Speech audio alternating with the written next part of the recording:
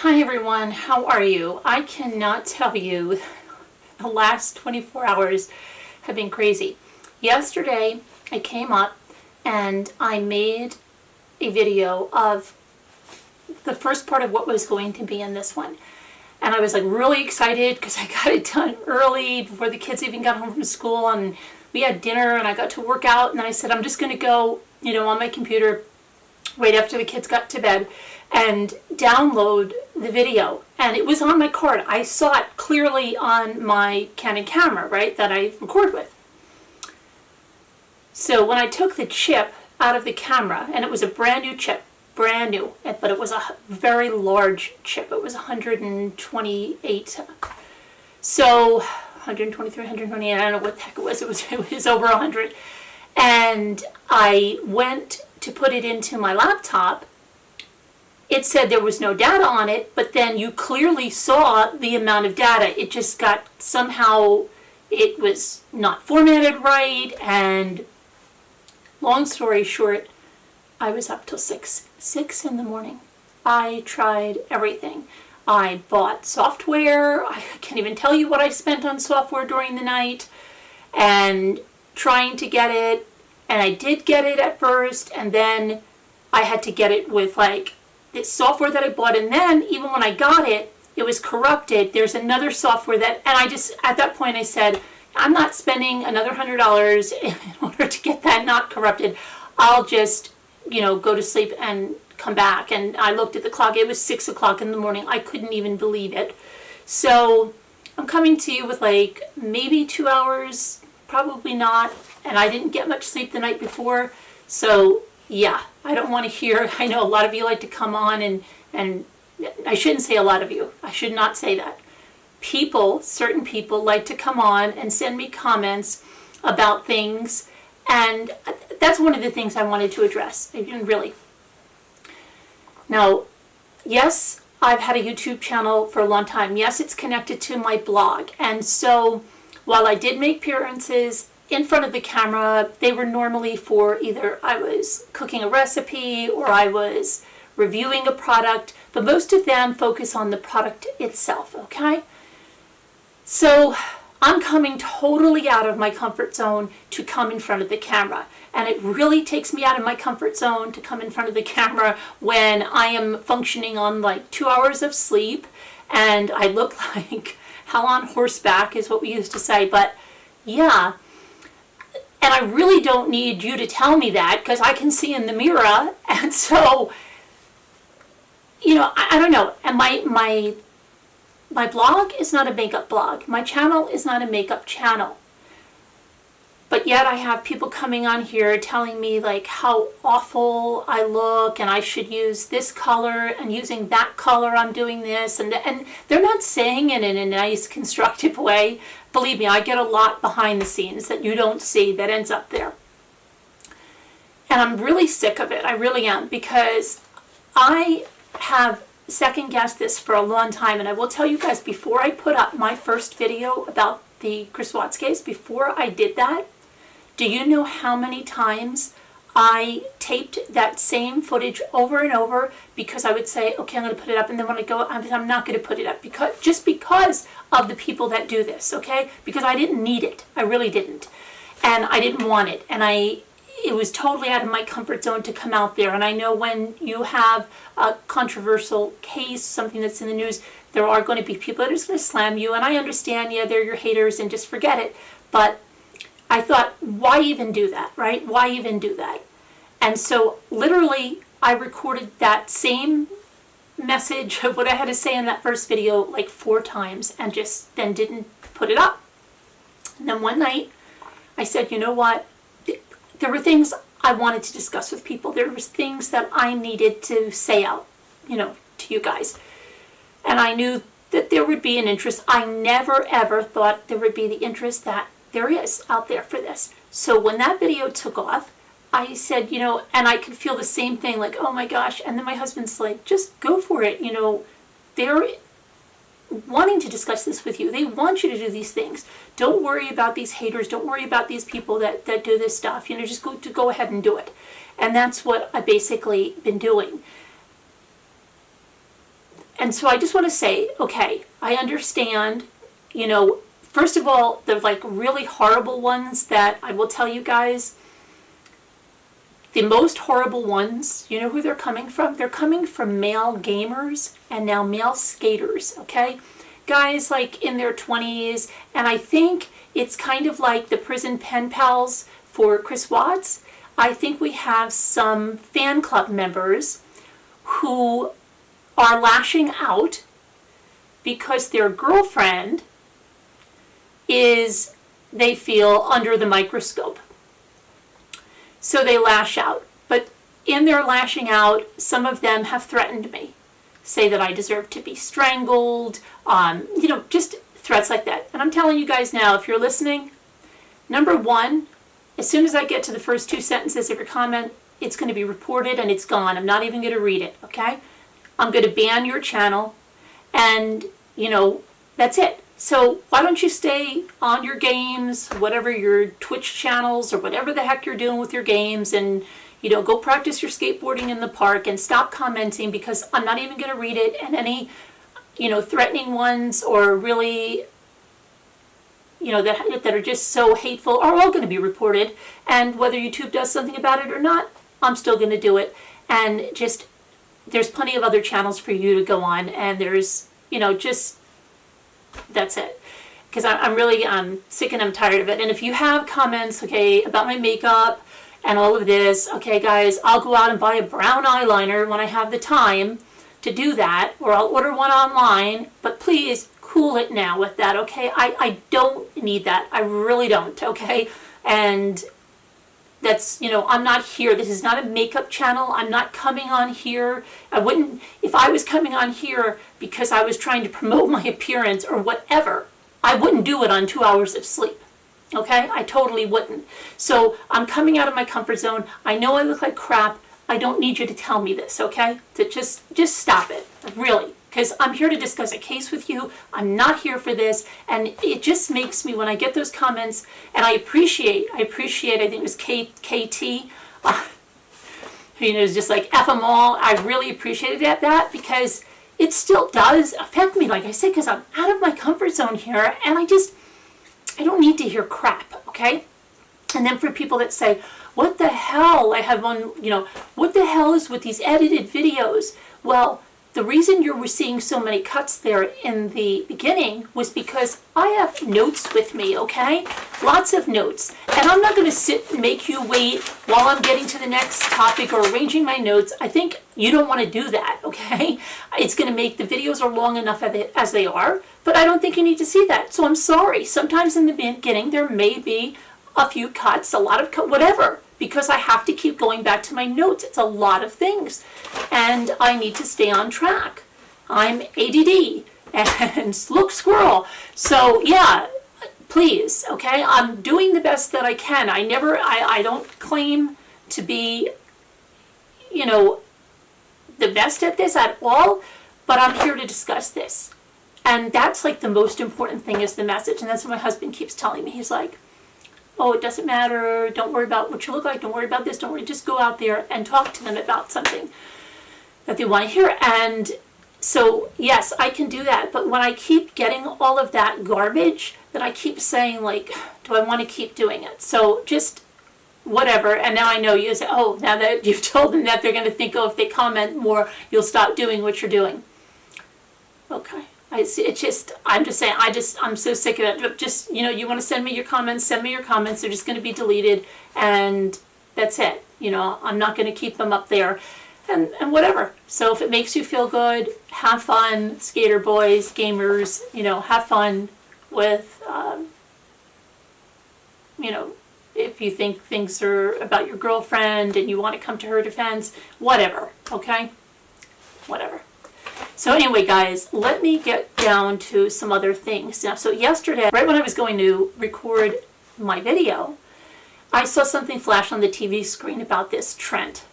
And I said to my husband, why are they showing an old thing? He's already been debunked. This is out in August. And apparently they're saying now that he's come forward for the first time, and I guess they released his interrogation. So, I mean, you can go look at that if you want.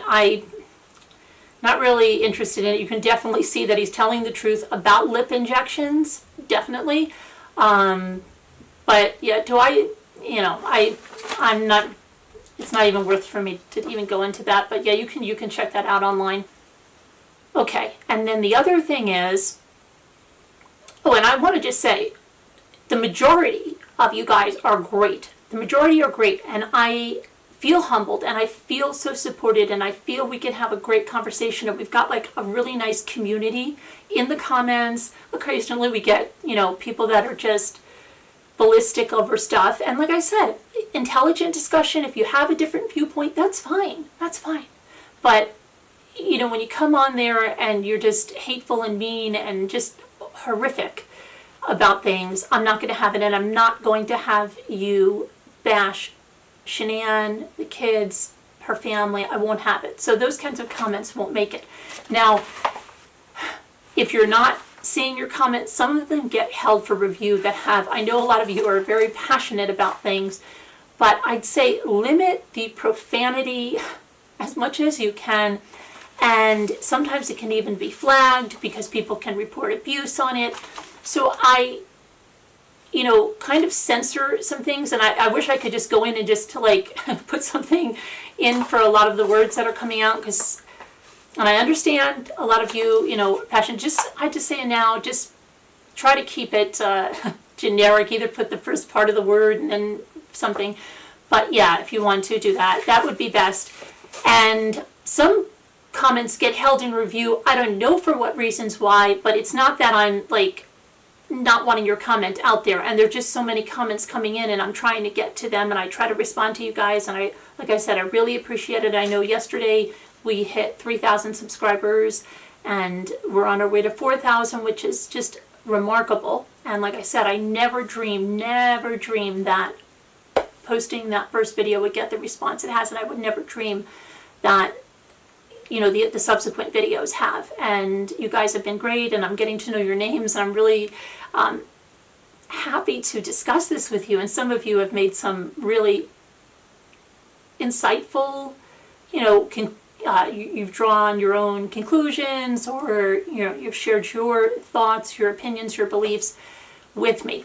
With that being said, I just want to tell you just really, really quick, because I don't know if you have I am a journalist, okay? And one of the people that was making comments, oh my gosh, he went to this thing about how he went to my blog website, okay? And he thought that was the only website I've ever written for, even though it says, I've been published in other things like Parade Magazine and all this stuff. I've been a staff writer for The Giggle Guy, business publications. There used to be a Retail Me Not. I wrote for a long time for one of those articles, things like that. And so he basically called me a liar.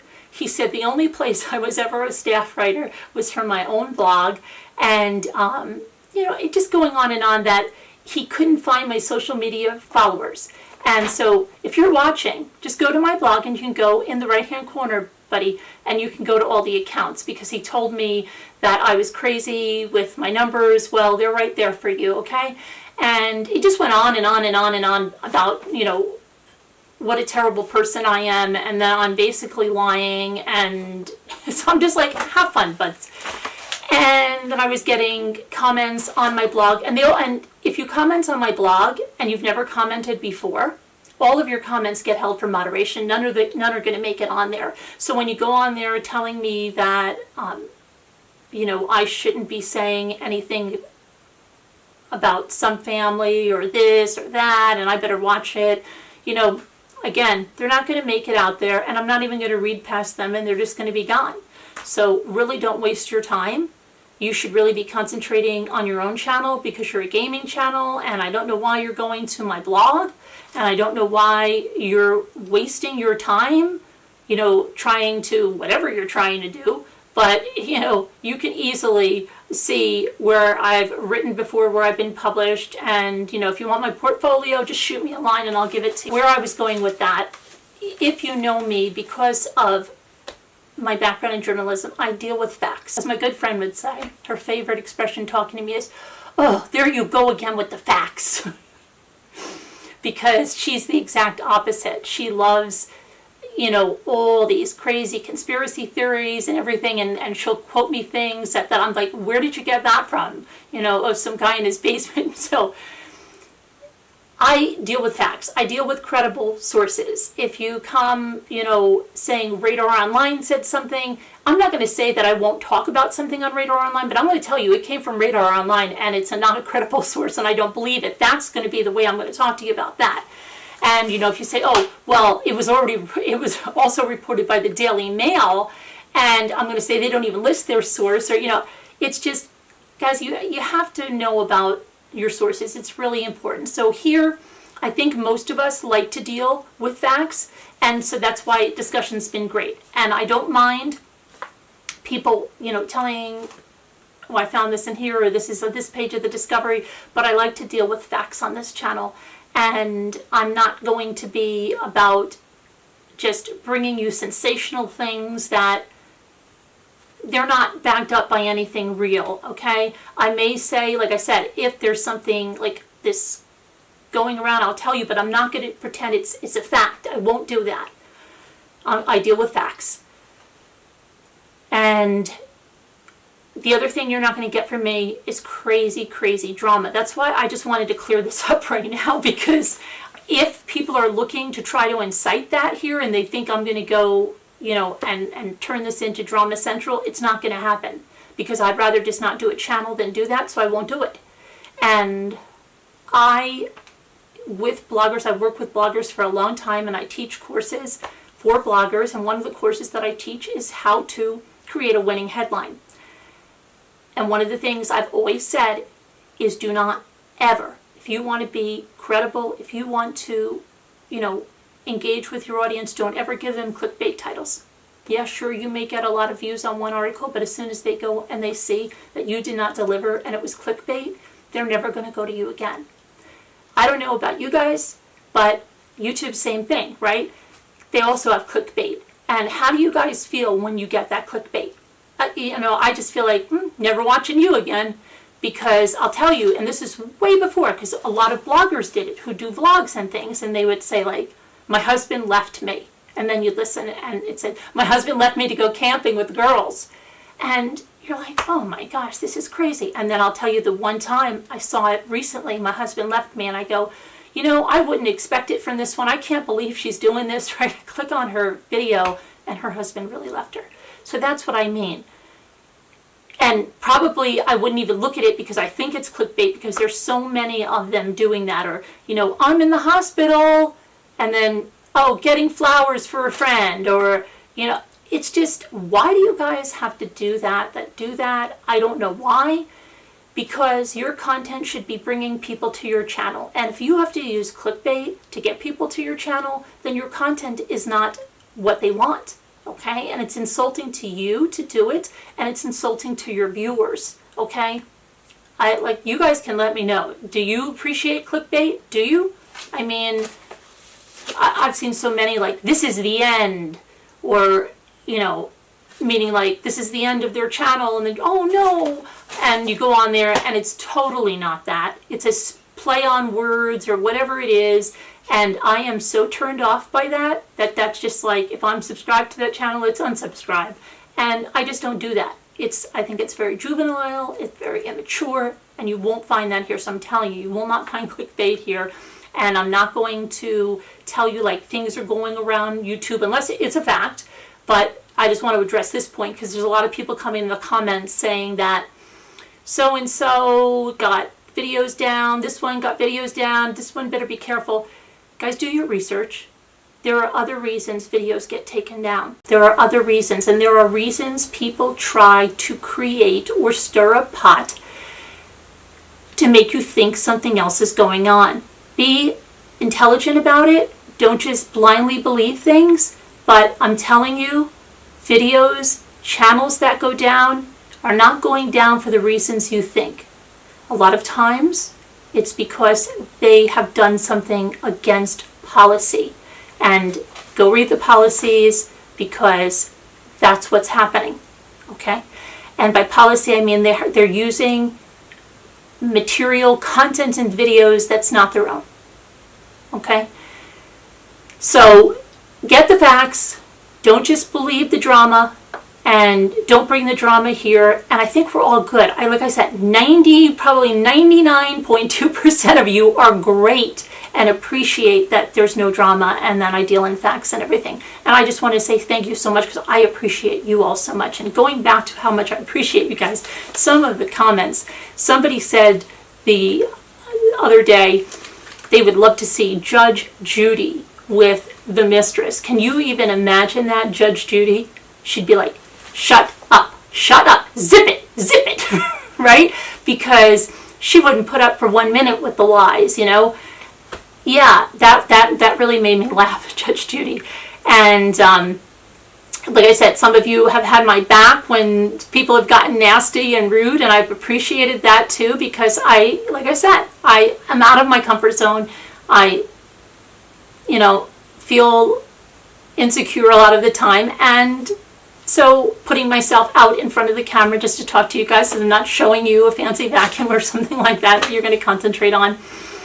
And so I appreciate you, coming out and saying some nice things, either behind the scenes or there, and I appreciate it. So let's get on to, we covered Trent. Now, speaking of you guys, because you're great, a lot of you have asked me to cover different cases, and there's some that I'm very familiar with, and the ones that I'm not, I will go into it. I know someone asked me, and I apologize, I don't know all your names yet. Someone asked me about the case that was just on 48 Hours, and I can't even remember her name now. And I said I didn't know about it, but then, yes, I just saw it on 48 Hours, the one with the girlfriend that shot her boyfriend, right? So, yeah, they've asked me to cover that one, and somebody asked about Drew Peterson and Casey Anthony. Who else did we hear about?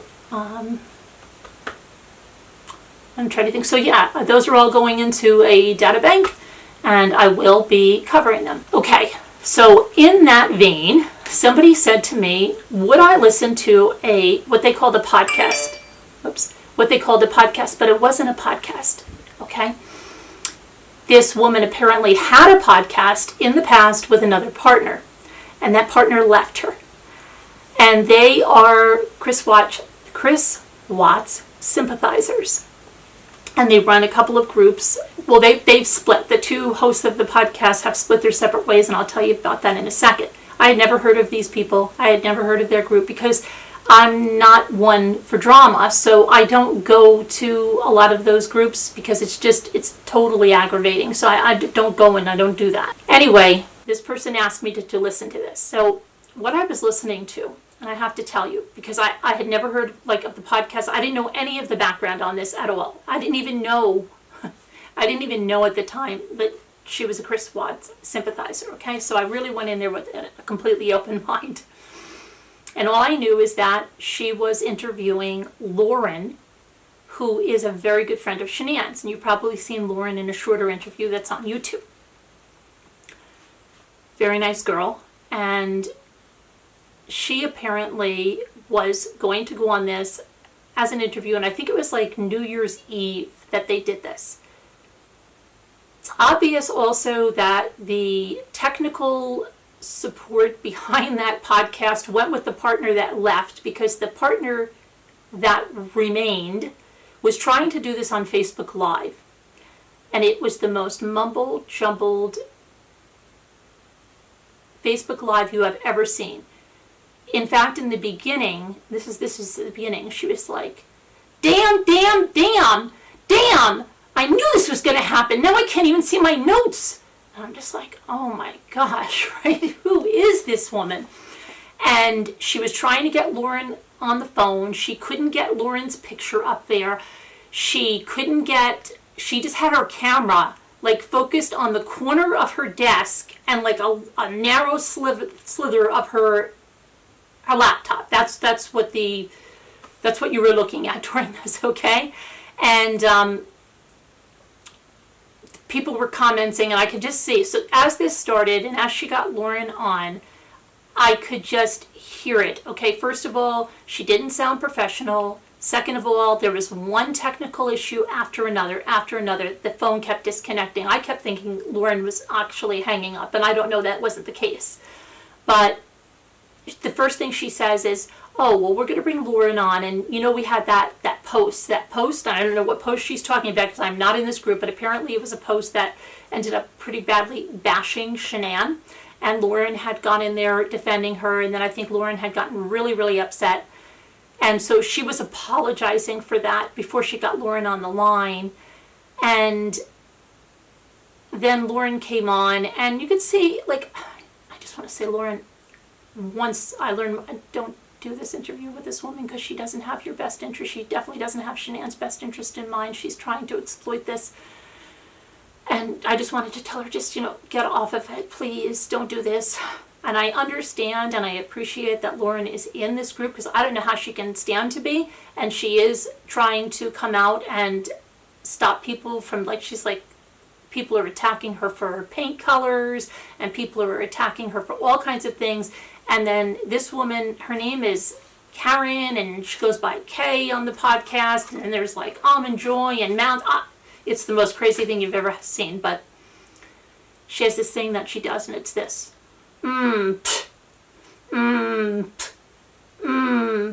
After everything, okay? And it's okay, but it gets really annoying. And she says, oh, because Lauren's telling her about the paint colors, and she's like, oh, yeah, pretends, just like any manipulator, and that's what I will call her, a manipulator, because she is definitely manipulating Lauren, and she's trying to get out of Lauren certain information so that she can then go say, oh, I interviewed a close friend of Shanann's, and even she agreed with this, because she says, when she's talking to Lauren, oh, she understands you shouldn't be attacking, Shanann for her paint colors or whatever. And then Lauren said, I really liked her paint colors. I thought she was I love the way she decorated her house. And this woman tried to get her to say that Shanann spent a lot of money. And she said, you know what? No, she didn't, because she gave me, in fact, a lot of baby stuff. And a few things had the price tags on, and they were all stuff she bought on clearance. She was, a smart shopper. Oh, okay. So, but it wasn't something she wanted to hear. When Lauren wasn't going to say something that was going to be on her agenda, because she clearly had her own agenda, she would just go, oh, okay, whatever, let's get on. And she wasn't even listening to Lauren. Okay, the minute Lauren came on and said something she didn't want to hear, she tuned her completely out. So then she goes on to say, this is crazy. I looked around that house and she had I was so surprised. I knew just where she was going because manipulators are something I can pick on very quickly. She had figurines and all kinds of very breakable things on tables. What do you guys know what she's getting at, right? She's getting at that Shanann was not a good mother. Shanann was not a good mother because she had figurines and things out that could have fallen or could have hurt the children.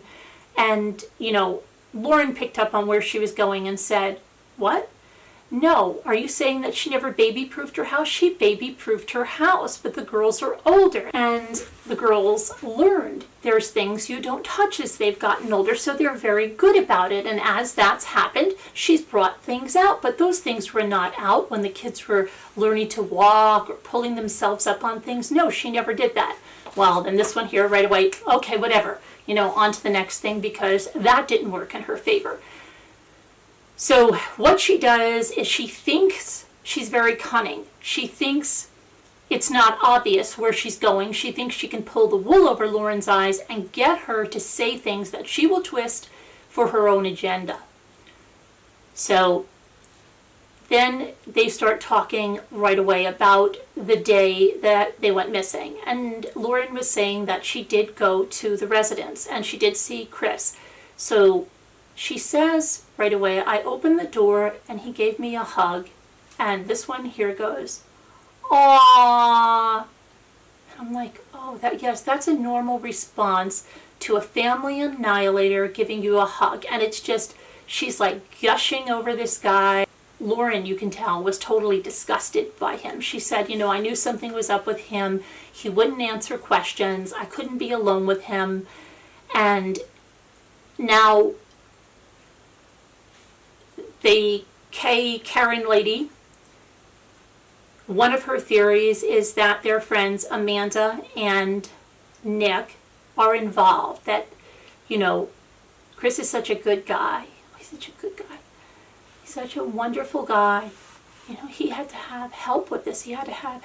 So, yeah, I think Nick helped him. And so she starts to capitalize on Nick and Amanda, and that they weren't leaving him alone that night. So she was really loving that part of the story, because Lauren was saying that they were acting strange, and it's like they didn't want her alone with him.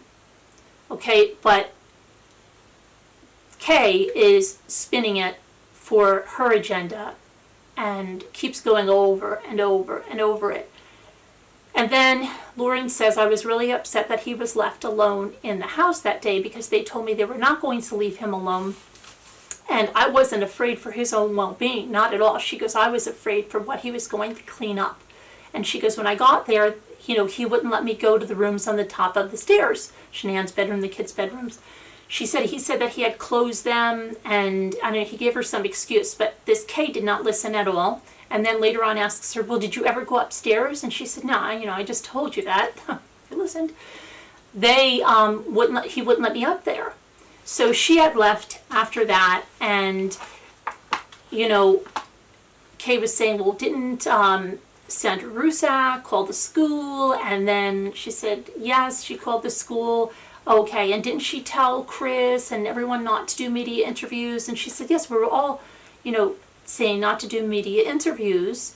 And apparently, she said more than, one person had told him that, and she was saying it was coincidental that she's not a podcast, the Kay, was saying it was coincidental because the day that Amanda and Nick went forward and gave their interview is the day that Chris decided to. She was saying, do you think, he just listened to them instead of listening to everyone else? And, she said, well, it's possible. I don't know. It's speculation. And then Lauren said before she gave any interviews, she had the blessing of the Rusak family. And during this time, Lauren's phone keeps cutting out. She keeps losing the call. It overheated. It's like, divine intervention. It was like, don't do this. Don't go on with this woman. So she has her commenters coming up, and you can see 99 are sympathizers. And as I took a very small gander at the Facebook page that she has, I saw that, they had pictures of Shanann's pantry up there, right? Now, Cece was allergic to tree nuts, not peanuts. And somebody's like, oh, great mother, this is what this supposed to, isn't that peanut butter close to Cece's snacks? It was all to show that Shanann made up these allergies. Look at her own pantry. She has peanut butter right close to Cece's snacks. And I'm telling you, the hatefulness, the vileness of those comments, I just said enough. I would never align myself in a group like that. I couldn't even, it's so much negative energy and it makes me so angry. I'm not even going to go in there. I just think the best thing is to just let them have their hate fest by themselves. I'm not going to go in there and, Lauren is trying to do stuff like that, and I think there's a couple of other friends that are trying to do stuff like that, but there's just so many haters, and it's just put your energy somewhere else is my thinking, and that's for me, because it infuriated me the little that I saw just on the public pages. I can't even imagine what is going on in the private group. So, yes, it was vile, it was nasty. This woman was, she had this evil, she had this cackle giggle at the most inappropriate times. And it was just so inappropriate. And then she said something about, oh, want me to get the podcast back? Because the whole time I'm thinking, look, this lady can't even do a Facebook Live, and I'm texting, by Messenger, the person that told me to go look at this, and I'm like, this is harder to sit through than anything from the Mistress. I said, the sound, she doesn't even have a proper mic. I said, how could this woman do a podcast? I couldn't figure it out. I said, she doesn't even have a proper mic. So then I find out in something she said, because somebody asked in the comments, well, when is the podcast coming back? And I find out that her partner left her, okay? So I'm like, why did the partner, oh, they had a big falling out. I'm like, oh boy, she must have totally been the tech person behind all of this and had all the equipment, because this one doesn't. And I found it funny, she's telling Lauren, I'm going to send you an Apple 8. I'm going to send you an iPhone 8 because your phone keeps overheating. And then this cackle, like, I can't even describe to you. It was really eerie. And then finally, Lauren says, I have to go. And she goes, oh, you have to go? You have to take care of the baby? Like, she didn't even believe her. Well, we're going to have a part 2.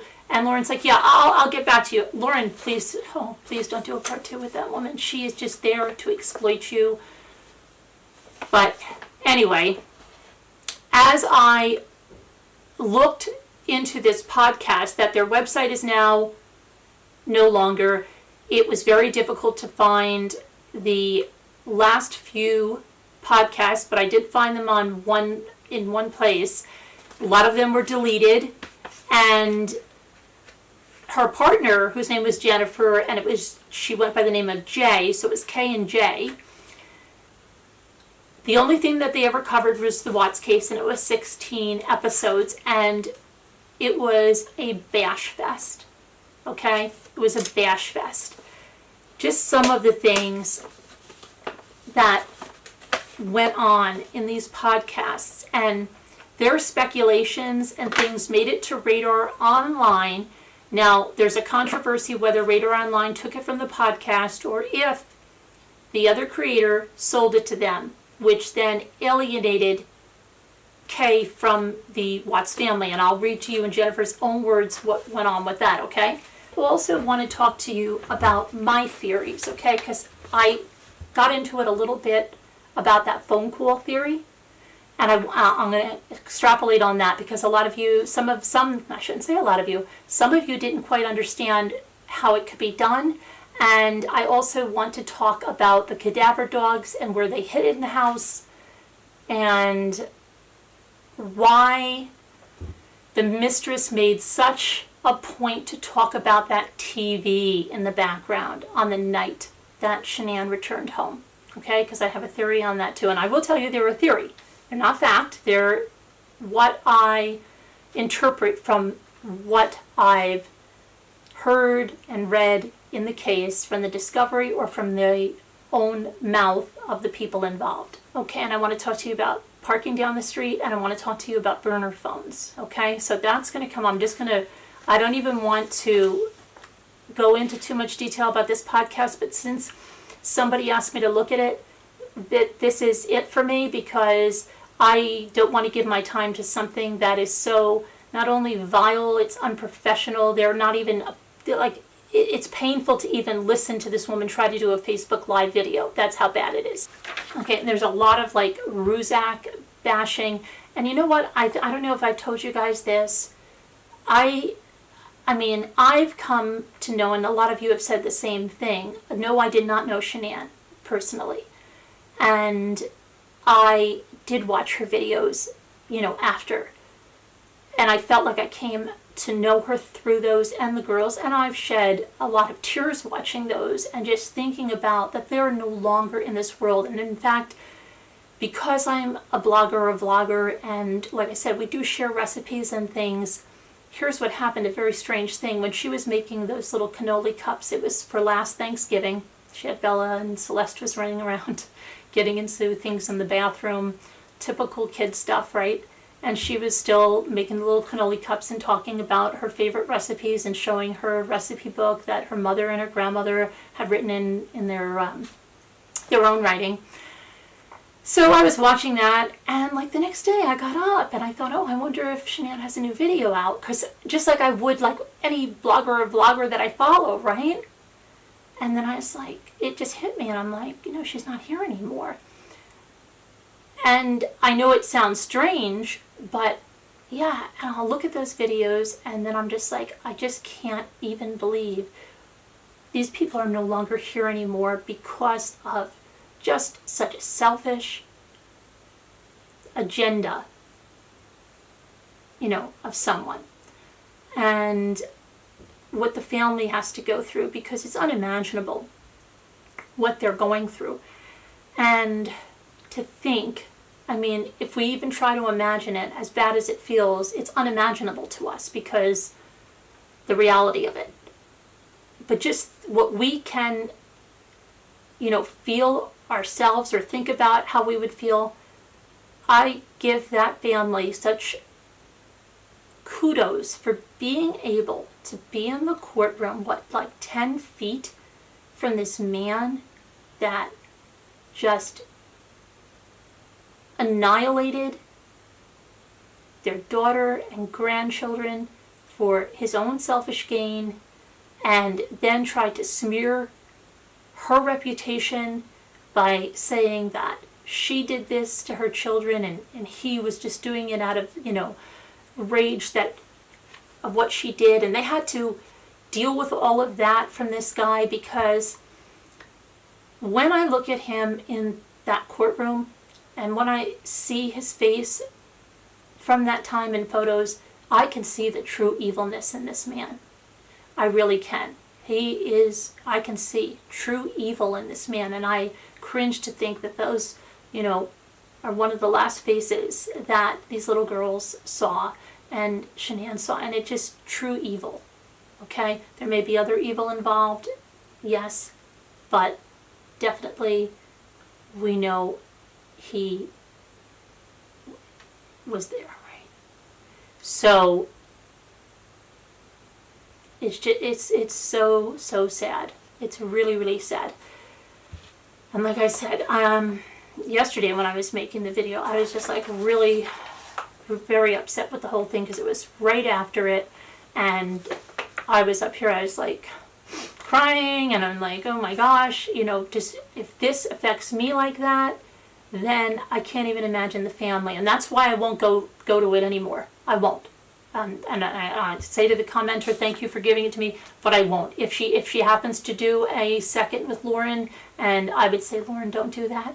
But if she happens to do that, I can't. It's just, it's so vile, it's so nasty, and plus it's horrific to listen to because she doesn't have a proper mic, she doesn't have anything. She wants to send this one an iPhone, but it's like, why don't you get some money and buy a proper mic? What they do in this podcast is they guess, but they guess about a lot of things. Like they had somebody, Almond Joy, going to the court, and before the autopsy reports were released, she said something about hearing, in one of the, might have been in one of the counts that he's guilty of, something about domestic violence. And so she goes, oh, but I don't think it's domestic violence on Chris's account. I think it has all to do with Shanann, and it's this, and it's like, just, where did you get that from? Oh, I don't know, I just feel it. So this Almond Joy says, let me listen to this one. This is before the autopsy results come out. She said she got a clear picture in court, and she has serious doubts that the girls were submerged in oil. Okay, so some of these comments, as they're talking about Shanann, these comments on this being a narcissist and this and that, and then someone said something in these comments about Chris being a narcissist, because there are some people here that are not sympathizers. And right away the sympathizers get on it. He is not, he has Asperger's. Oh, do you think he has? Oh, I think he has Asperger's. He has Asperger's. He definitely has Asperger's. And then someone was like, if he has Asperger's, can't we get him a new trial? Can't we declare it a mistrial? Can we do that for him? And you're like, how's he going to have a mistrial when he didn't even have a trial, Einstein? It's like, that's just another thing. And what I notice about a lot of the sympathizers, especially ones that leave me comments, and it is the facts, because I could show you the comments. They can't spell. They don't know the difference between there, and there. They use improper grammar. They don't understand the importance of capitalization. And they're written as if a child wrote them. Okay, whatever I've received that's been trying to, that's sent by somebody sympathizing either for the mistress, the family, whatever, but the same type of thing I'm seeing in the comments, right? So along with this podcast host, they're saying, who could we get to talk to him and he'll come out of his shell? Who could we send there? Could we send Lauren there to talk to Chris? Like, while Lauren's disconnected. Do you think she'd go? What about this one? Who do you think he'd talk to? Because they think, they're going to go on this crusade to save him, to declare a mistrial when there was no trial. And you look at some of this and you're just shaking your head saying, like, what in the world is going on here? Girls saying, Shanann drove Chris to do it. And their theory is that he didn't snap. This was a act of complete rage. And then they said, oh, the autopsy is going to show, you're going to see it. Shanann, she's going to be badly, badly bruised. And every time they say things, a lot of times they say, heard it from a very, very close source from the family. And that's what that Radar Online says. It's somebody close to the case. So it's somebody very close to the case, whatever. I don't know what they said, very, very close to the case, said this, said that. And they just throw this stuff out there. So they said that there was a struggle. It wasn't a stealth ninja attack. She knew what was coming and she was fighting for her life. They spread a lot of false information. One of them said, oh, we verified that hatch was not 8 inches. It was 13 inches. And then the other one says, well, that's still small. Yeah, but it's doable. That's what she said. It's doable. Doable. Okay? So meaning that their precious Chris wouldn't have had to stomp his daughter through the hatch. That 13 inches could have been a little better and made their Chris look a little better, okay? That he didn't actually stomp his daughter with his boot to get her through the hatch. That, oh, well, we think somebody disposed of 2 of them at the same time. He definitely had to have someone to help him. So we think that Nick went up there and perhaps he, went up one tank while the other one went up the other tank. And we don't even know. This is what they're saying, okay?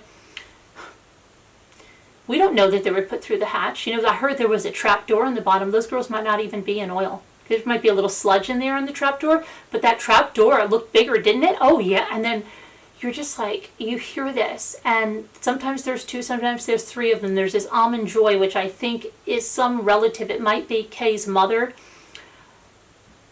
that goes to court and stuff. So they're all sitting here discussing all of these things, and it's all in a way to make Chris look justified or okay for these things. But the odd thing is, and someone else reported on it too, that in the last few episodes, and I'll explain to you, she had a falling out with the Watts family because she didn't even understand that the things that she was saying at the end where they were thinking about how Shanann was murdered, made Chris look really, really, really bad. And that's where this falling out came. And it's like other publications were saying they're sympathizers, but they didn't even realize what they were projecting out there at the end backfired. And I think that's when the family got really upset, and then that's the story that was either sold to Radar Online or that Radar Online took right from their podcast that caused this whole hullabaloo. The host says it's like when she's putting stuff out there that she says is either like verified by somebody close. I can't even describe the attitudes of these women, but they go, it's like throwing chum to sharks, but the real meal is still to come. They say things, but they say, I can't say the accuracy of the source. I don't know, but this. And this reminds me, this is like another thing of my friend. She'll throw something up either on Facebook and she'll read just the headline and she'll go, I didn't read the article, but it's worth discussing. Or so, you didn't even read the article? And I'll look right away at the source and I'm just like, I don't even bother anymore. But that's what this whole thing is like. They don't care about facts. They don't care about verifying anything. They don't care about spreading things that are not true. They admit they're, big on conspiracy, and it's just, I don't listen to things, I don't listen to things like that, I'm sorry. They claim that there's a letter, and they've seen it. They've seen this letter that Chris wrote, and I think he gave it to his sister, that said, if anything happens to me, Shanann did it. And that shows, that he was very, very afraid. He was very abused. He was very abused husband. Mm-hmm. Yeah. Very abused. And that letter exists because she's seen it. She has seen that letter. And you know what? She'd really love to get a handwriting analysis on it because it's a real letter.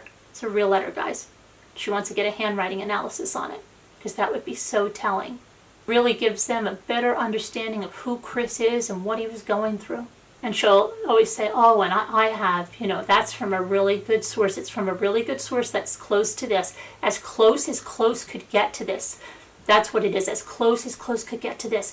And we've just been going back and forth about this theory or that theory. And she claims that what she said to this very, very close source, she said, given what you know about Chris and how gentle he is and how kind he is and how soft-spoken and easygoing he is, did it ever occur to you that there could be a third person that was there? Did it ever occur to you that it could be a third person that was there that night? And she said that this very, very close source, that's close as close could be to this, said, yes, it has. She said, yes, I do think that's very possible. But then she followed up with, but I think Chris did it. On the podcast, they said that Shanann's body, and this is what they said, okay, was left in a really, and this I guess is from this very close source, okay, because the autopsy had not even been released. That Shanann's body was left, and I'm reading right from their own words here, was left in that Shanann's body was left in really, really bad shape. Can we get him a new trial? Can't we declare it a mistrial? Couldn't we do that for him? And you're like, how's he going to have a mistrial when he didn't even have a trial, Einstein? It's like, that's just another thing. And what I notice about a lot of the sympathizers, especially ones that leave me comments, and it is the facts, because I could show you the comments. They can't spell. They don't know the difference between there, and there. They use improper grammar, improper punctuation. They don't understand the importance of capitalization. And they're written as if a child wrote them. Okay, whatever I've received that's been trying to, that's sent by somebody sympathizing either for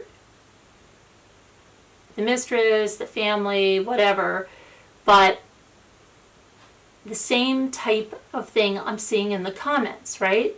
So along with this podcast host, they're saying, who could we get to talk to him and he'll come out of his shell? Who could we send there? Could we send Lauren there to talk to Chris? Like, while Lauren's disconnected. Do you think she'd go? What about this one? Who do you think he'd talk to?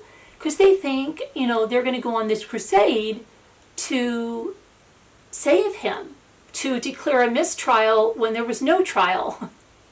And you look at some of this and you're just shaking your head saying, like, what in the world is going on here? But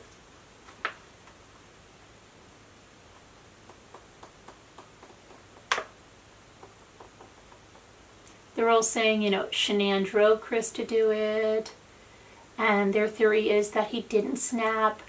This was a act of complete rage, and then they said, oh, the autopsy is going to show, you're going to see it. Shanann, she's going to be badly, badly bruised. And every time they say things, a lot of times they say, heard it from a very, very close source from the family. And that's what that Radar Online says. It's somebody close to the case.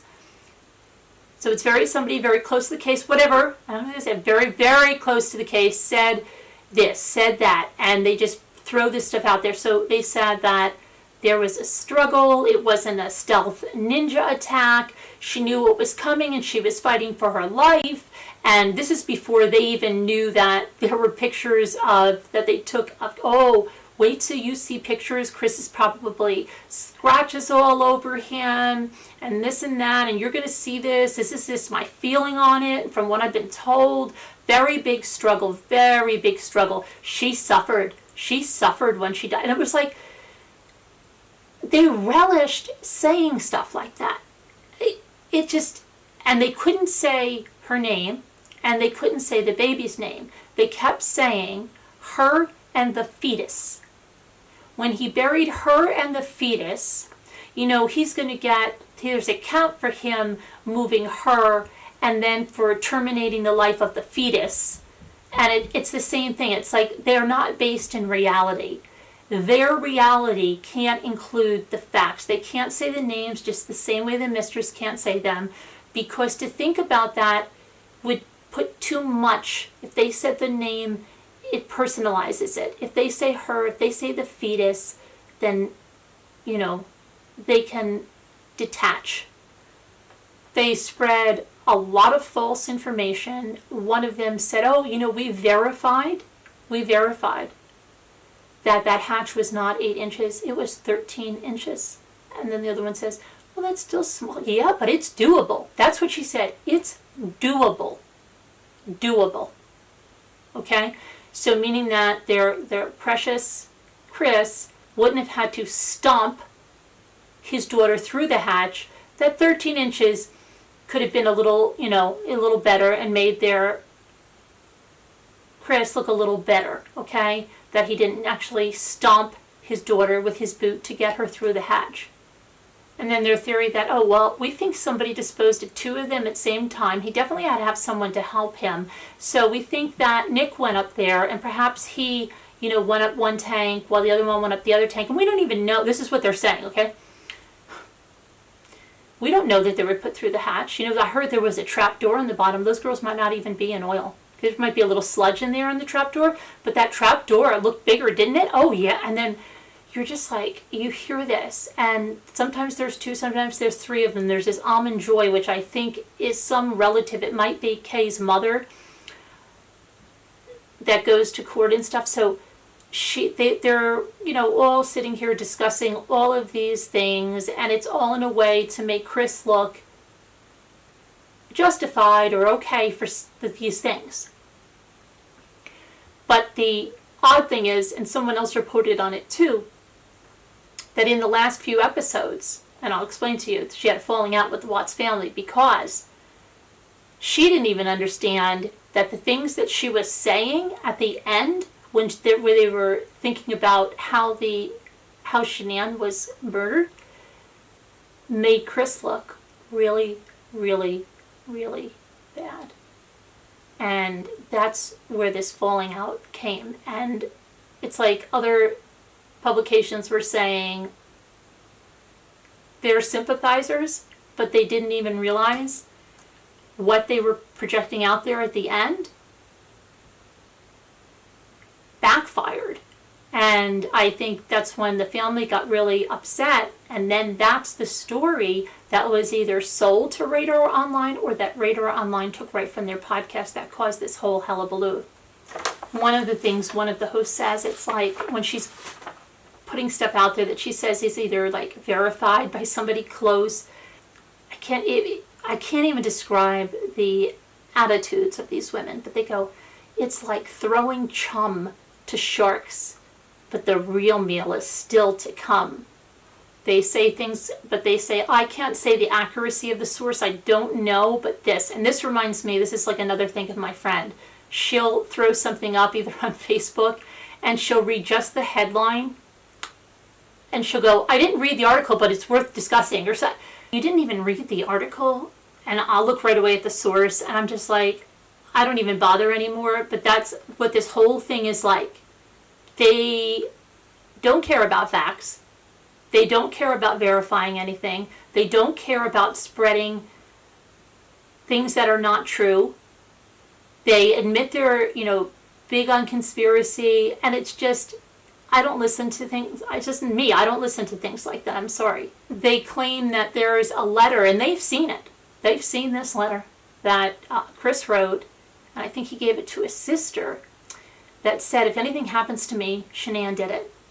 And that shows, that he was very, very afraid. He was very abused. He was very abused husband. Mm-hmm. Yeah. Very abused. And that letter exists because she's seen it. She has seen that letter, and you know what? She'd really love to get a handwriting analysis on it because it's a real letter. It's a real letter, guys. She wants to get a handwriting analysis on it because that would be so telling. Really gives them a better understanding of who Chris is and what he was going through.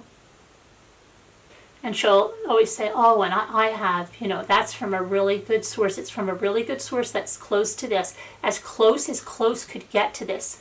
That's what it is, as close could get to this. And we've just been going back and forth about this theory or that theory. And she claims that what she said to this very, very close source, she said, given what you know about Chris and how gentle he is and how kind he is and how soft-spoken and easygoing he is, did it ever occur to you that there could be a third person that was there? Did it ever occur to you that it could be a third person that was there that night? And she said that this very, very close source, that's close as close could be to this, said, yes, it has. But then she followed up with, but I think Chris did it. I'm going to read to you, this is actually what was on this podcast, on one of these episodes. They said that Shanann's body, this is prior to the autopsy being released, so this again must be from the very, very close source. It's very, very close to the case, or, an unverified source, or their own extrapolation, or just their own feelings, because that's what the things are on the podcast. They said that Shanann's body was left in really, really bad shape after being brutalized by her husband during the vicious attack in their home. So this podcast claimed that sources had told them that Shanann's body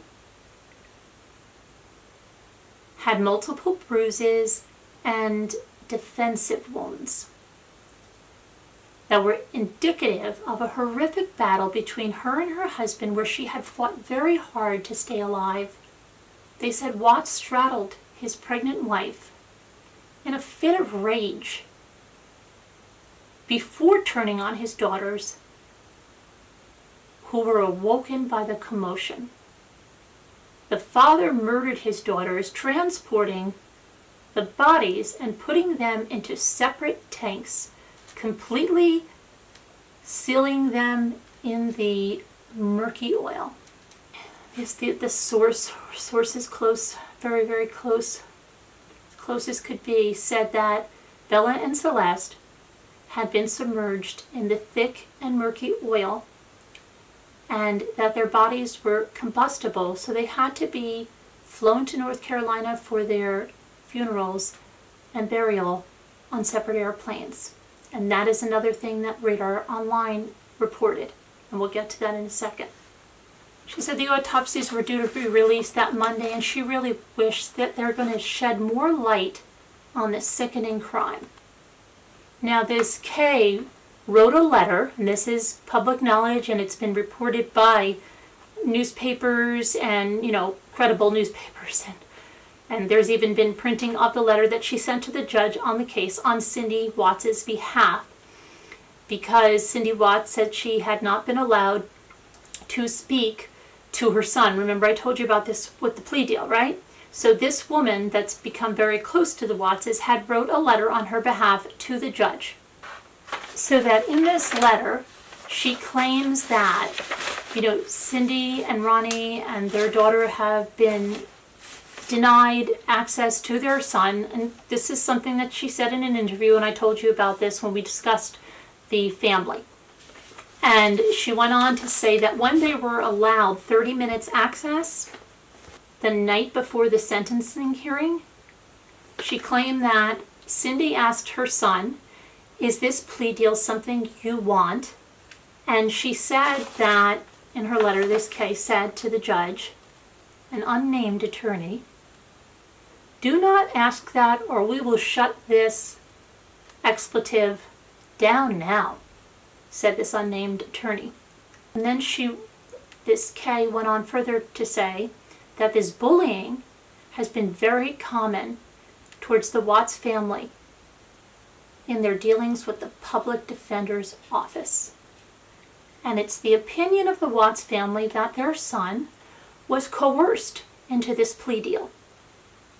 And he has been denied his constitutional rights and more, and in order to close this case quickly, they want to have a new attorney speak to Chris on their behalf to determine if this is a true confession or one that is based on inhumane treatment at the hands of the Public Defender's Office of Weld County. Amon closed the letter saying that Cindy Watts wanted to speak to Judge Kopkow about her son's case and possible mistreatment. Kopkow issued an order saying that he was barred from having any conversations about the case outside the courtroom. This is from the paper. Okay, this was in the Greeley Tribune. So they said attempts to reach the Watts family and the Public Defender's Office for comment were unsuccessful as of Friday afternoon. This is before the sentencing. Despite the claims being made by Amon and the Watts parents, the Weld District Attorney's Office is expecting Monday's hearing will take place as planned, said the agency spokeswoman, Krista Henry. Now, the Denver Post had something in here from the mistress, and they said that on Friday, that same Friday, they spoke with her. And unlike Mr. Watts' parents, she believes that Chris is responsible for the murders of the family. In this interview, she explains during their brief 2-month relationship that Watts told her he was in the final stages of divorce proceedings. The two had a physical relationship, seeing each other 4 to 5 times per week. At one point, Watts asked her to help him hunt for an apartment that would be good for him and his daughters. She began to get suspicious of Watts' home life on August 13th. Shanann, Bella, and Celeste disappeared. She asked Watts about it by text message, and he seemed casual and emotionless about his family being missing, the Post reported. The next day, she called the Weld County Sheriff's Office to tell authorities about her relationship with Watts, the Post reported. She spoke to the FBI that same day Watts was arrested. A day after that, August 15th, when the bodies of Shanann, Bella, and Celeste were discovered in an Anadarko oil and gas site near Hudson. Now, back to this podcast. The reason that they want to show this struggle, they said, it shows the rage that he had, the hatred he had for his wife, and why he was determined to snuff out her life. They went on to say, while strangling is a silent crime, asphyxiation as a manner of death is the slowest and most agonizing death that is much slower than being stabbed and much slower than being shot, as one has the breath squeezed out of them slowly and steadily. It's like, I liken this stuff to like what Jodi Arias tried to do at the end when she said to the family, just to hurt them, about how Travis was conscious when she slit his throat. What are they doing this for? This is all speculation, and the way they're going into this like that, just really, I don't want anything to, I mean, turns me off so badly. It's like they're relishing the suffering, relishing it, and just rubbing it, rubbing it. These people are, please, Lauren, do not do an interview with this woman. She is not doing any of this except for her own agenda. And that is not going to benefit Shanann. It's not going to benefit her family. It's not going to do any of those things. Just leave her alone. And, she is so technically challenged. She keeps telling them weeks and weeks after her partner broke up with her that she's going to get this podcast. She's not going to get a podcast unless she gets a new partner.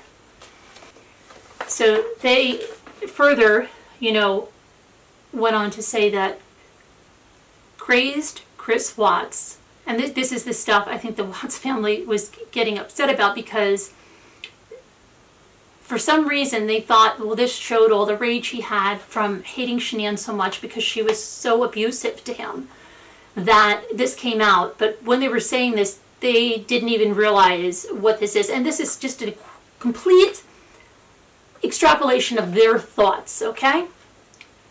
Crazed Chris Watts severely beat his pregnant wife, Shanann, before murdering her and killing their young daughters. Sickening facts have come to light just days before the official autopsy results were set to be released.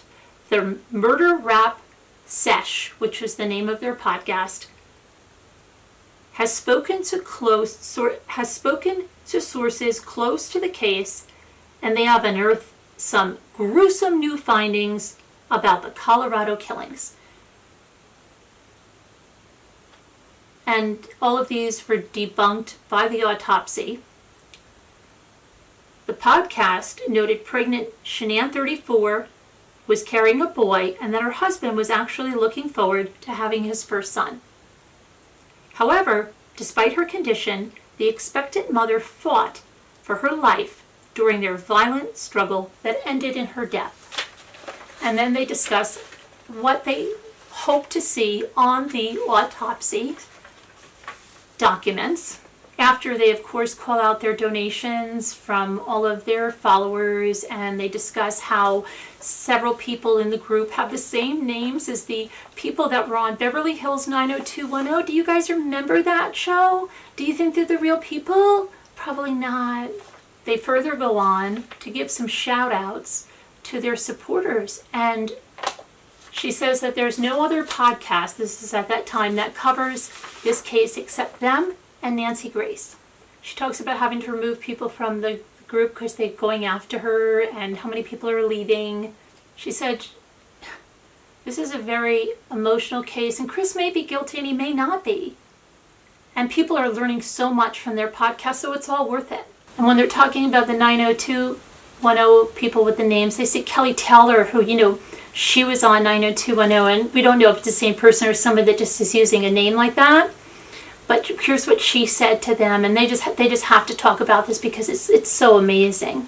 So this Kelly Taylor, she's a really smart cookie. They make sure, they're going to give her some credibility so that, there are listeners oh, well, Kelly Taylor, she's a really smart cookie because these two said so. She's a really smart cookie, and she is one of us. And it just cracks me up. It might be her real name, but whatever. She sent this really great comment praising the podcast, and she mentioned that she used to really like Nancy Grace, but Nancy Grace gets on her nerves now, probably because, like I said, Nancy's dealing with facts, and she admits that she does not even come close to you guys now. And they're like, you should see these two gushing, oh my gosh, did she say Nancy Grace doesn't even come close to us now?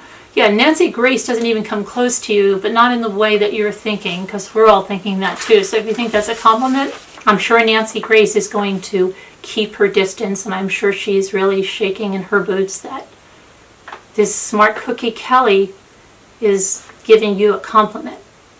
Nancy, careful. They're moving in on you. Guys, I'll send a warning to Nancy. because this is troubling news.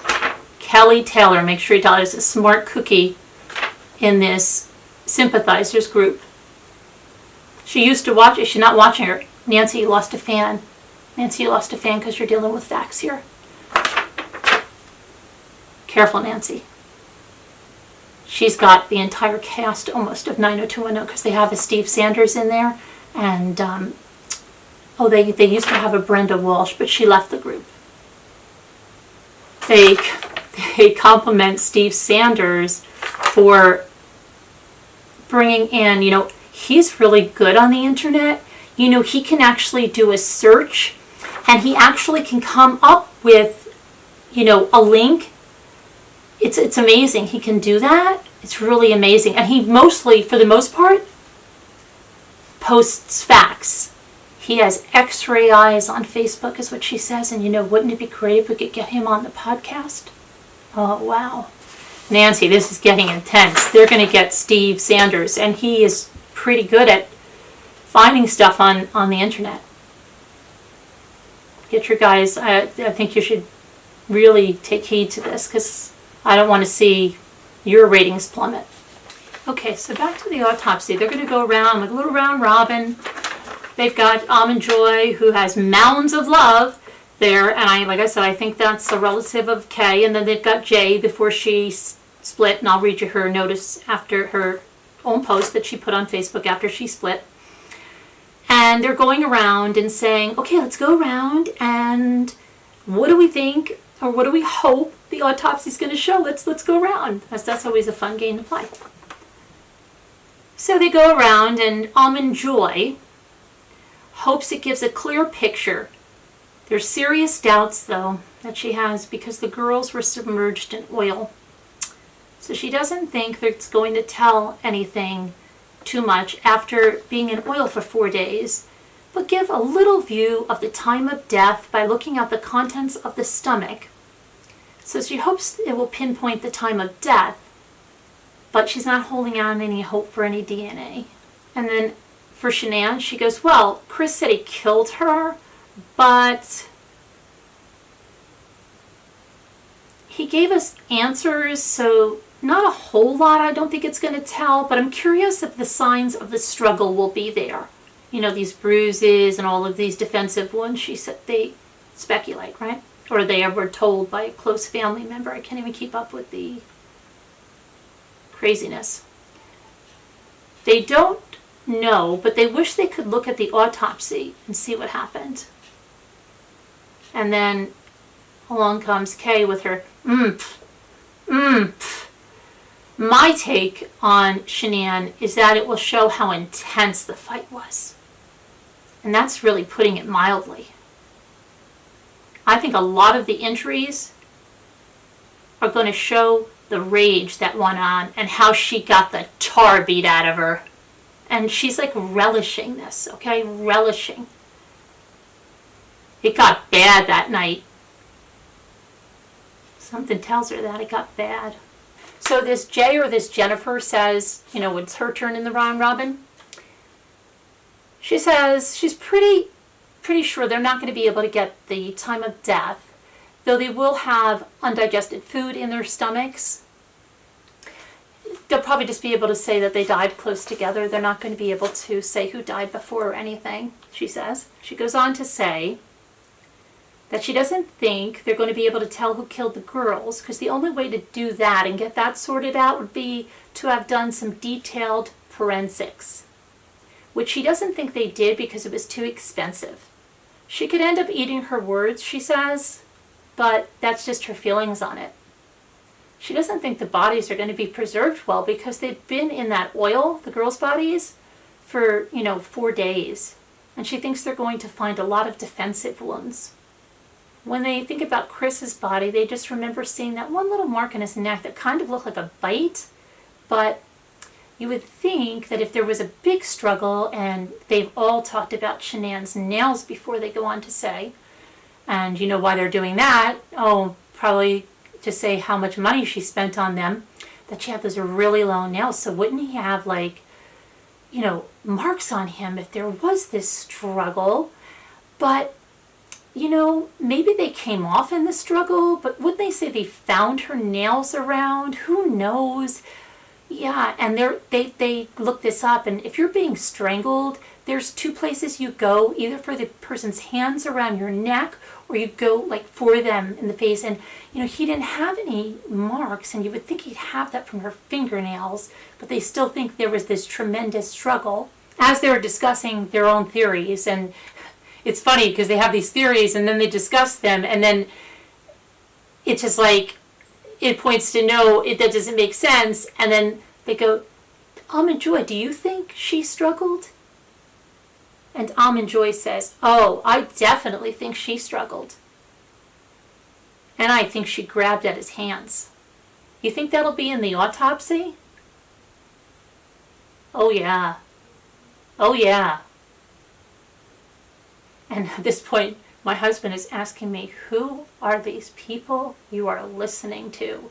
And I'm like, oh, yeah, these are some people that someone asked me to give a listen to, but don't worry about it. This is like it for me, because this is just too painful to hear this. It's just a bunch of really like cackling, I don't even want to say, because and they're cackling like crazy, all at like inopportune times. As they go on discussing it, they go, are we even sure that she was choked? Yeah, we don't even know. Well, we're just going off his initial confession. It's really been so long that I can't even remember. This is their conversation among them, okay? Did he say he strangled her? Yeah, he said he strangled her in a fit of rage. So they're talking about the hearing, right?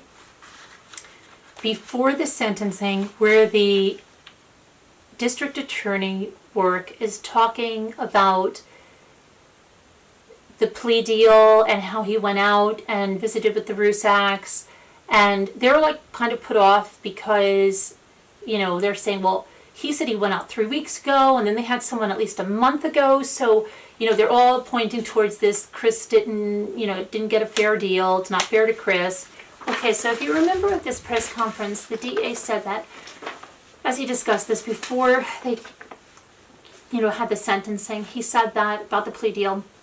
He had talked with the Rusacks, and that the only concession was that the death penalty was off, and that the defense or something had said they wanted a couple of other concessions, but, he wouldn't agree to them because of the horrific nature of the crime. He did not think that we would ever hear an accurate statement from Chris regarding what really happened. And that at least this is going to take the spotlight off of Shanann that Chris put on her and put the spotlight back to the person that deserves to have it on them. In other words, I'm paraphrasing that. And so they're going to discuss their feelings after this press conference, okay? So first they go on to say that, it's just not right anyway, because the public defender and the prosecutor, they're paid out of the same pot. So basically, they're on the same team, and Chris really can't get a fair shake. And they go on to say, yeah, it's like really everybody's against the defendant. They start cackling and the sick giggling, and they say they can't believe the DA said that he didn't think Chris would ever give an accurate or truthful statement about what happened. That's just not right. That's not right to say that about Chris. I don't know. We never got an accurate statement from them. So how can we even trust? How can we even trust them? Because they say he was guilty for all three, but we've never heard that. If he wants to call people a liar, meaning Rourke, he should just look at what he did. They didn't expect as many eyeballs on this case as there are. I got something news for you, Michael Rourke. We're not as stupid as you think we are. We remember. And you know what? What you did to the Watts family, that whole first weekend? And then they're asking each other, what did you think of that drama queen moment about that spotlight shining on Shanann, now shining on Chris? That's a really weird choice of words. Yeah, especially since the hashtag is Shine on Shanann. I think he purposely did it as a play on words. He said they flew out to North Carolina 3 weeks ago and had preliminary discussions before the plea. So this was all in the works over a month before that. They were all discussing this. So that's really interesting. The defense tried to make concessions. That is really interesting. 2 separate offers, and Chris wanted concessions. So what do you think they were? So now they do another round robin about what do you think that the 2 concessions that were rejected could have been. What do you think they could have been? Let's go around in a circle.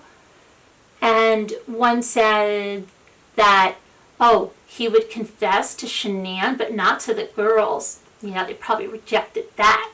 That's why he had to confess to it, not because he did it. But that's only one. What do you think the other one could be? Well, it's so obvious that the one is that he didn't want to confess to the girls, and that's why he choked up. And when they read that count off, that's why, because he didn't kill those girls. So they say, so if I had to guess, the only thing that would make sense is that he's going to, he wanted to admit to Shanann, but not to the 2 girls. But do you think maybe it's that, did they speculate that he dismembered the girls? Isn't that a separate charge?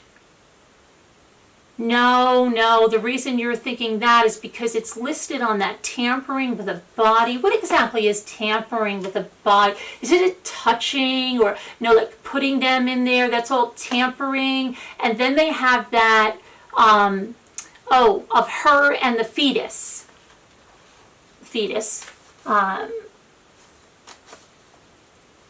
But, I think if he dismembered them, it couldn't, if he dismembered them, there'd be blood at the scene. So what do you think the second concession could be? I don't know. I'm really stumped. Yeah, me too. If Chris said he's not going to admit to the girls, if he's going to say, listen to these are their words, I cop to killing her and the fetus. They can't even say their names. It's really so sick. Did he just agree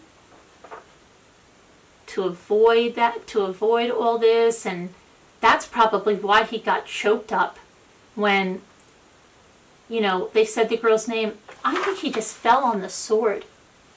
What a hero that Chris is, huh? He is really a hero. He is really a hero. No wonder those ladies are writing to him, because he's a hero. He fell on the sword, guys. He fell on the sword. He did. He is just such a stand-up guy. He's taken the rap for this.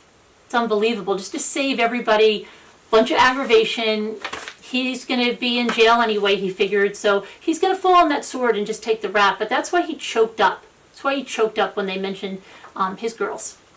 She gushes over him like a true hero. And then they go, the most effed up part is that his parents have had no answers or no communication. And it's so alarming when they told me that they have effectively blocked them from talking to him. So weird. Why? And then they went to see him for half an hour. This is when, remember, Cindy said they had to talk through a wall, through a phone? But I guess it might be a rule. She goes, it takes me back to what I heard 4 weeks ago when they were not even cued in on what was going on. Even Scotty P got to talk to his mommy. Just a phone call to let them know he was okay. Wow, don't you think the Rusaks, wow, they can never get a phone call to know their daughter's okay. It's beyond, okay? Just a phone call to let them know he was okay. We heard that he's not doing very well mentally. And he's not able to help in his own defense. Oh, guys, you think I should send him like an edible fruit basket or something? Poor Chris. Poor Chris. It's just sickening. It turns my stomach. You spoke to a reporter who said the same thing. Didn't you? Didn't you say they knew that he was crying and completely isolated? That seems to scream mental health evaluation needed. And instead, they talked to him about a plea deal. This is just so troubling. And guys, on the podcast listening, we're saying this not because we're Chris Watts groupies, as they like to call us, or his fangirls. No, not at all. We kind of find that, that's insulting. But we're saying this because we are lovers of the Constitution and the judicial system.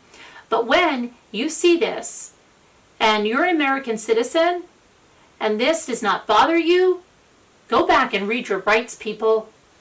A lot of these people, if it was their brother or their son, then they'd be saying something. They said this case doesn't affect any of them personally. It's not why they're tuned into it. The DA and the judge, they should want to know if there's any question of improprieties. And they summarize by saying that press conference, it kind of left them feeling like there's still a possibility that she killed the girls. Yeah, for me too. Yeah, it's still there. Yeah, it's going to be pending the autopsy results. And they just say, one of the Einsteins says, well, why though would he why would he even accept that if he didn't kill the kids? And one says, well, remember, he's just maybe he just felt guilty enough about, he did admit to killing Shanann, so maybe he felt guilty enough on that he just decided to do it, because remember, he's such a hero, guys, right? And then Jay says, well, I don't know. I could never admit to killing my children if I didn't do it. And you see, this is the podcast where a lot of stuff went down, because a lot of stuff that they said backfired, and I guess the Watts family did not like it. Well, at least that some of them said, okay? And they said, well, what was it like as his exit? Was he shackled? Yes. Oh, was your hand shackled? I don't think so, just his feet. So he shuffled out? It's yeah, he shuffled. He shuffled off to Buffalo. I mean, it's just they're the way they talk, they say they're not groupies and they're not fangirls, but it's do you know anybody was he shackled? Did he shuffle going out of the courtroom? Did he give you a wink and a smile? Oh, did he give,